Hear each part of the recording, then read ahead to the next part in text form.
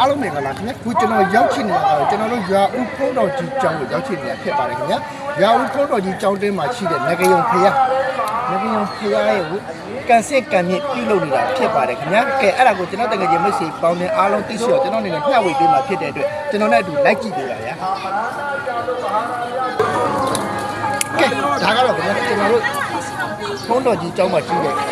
ကန်မြင့်ကန်စစ်တွေကျွန်တော်ရဲ့ရွာသူရွာသားများညီကိုမောင်နှမများဖြစ်ပါတယ်ခင်ဗျာအားလုံးကိုကြည့်ကြည့်ပေးပါဗျာ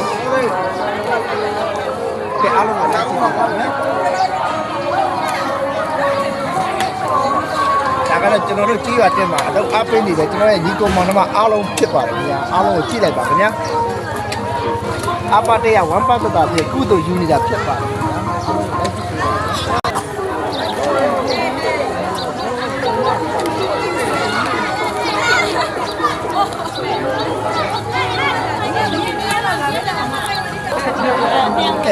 အပင်းနေတယ်ကျွန်တော်ရဲ့ဘက်ဆက်ပေါင်းကြည့်လိုက်ပါ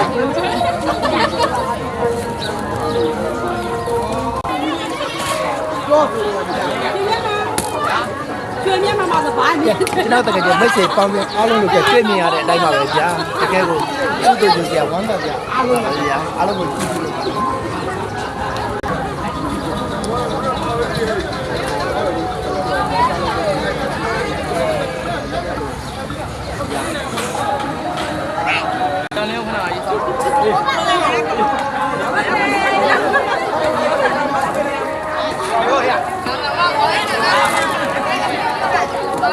ခဲ့ဗျာကျွန်တော်တို့ဖုံးတော်ကြီးအကြောင်းတင်းပါနော်ကန်မြင့်ကန်ဆင်းတဲ့လောက်အားပေးဖွဲ့ကြပါကျွန်တော်တို့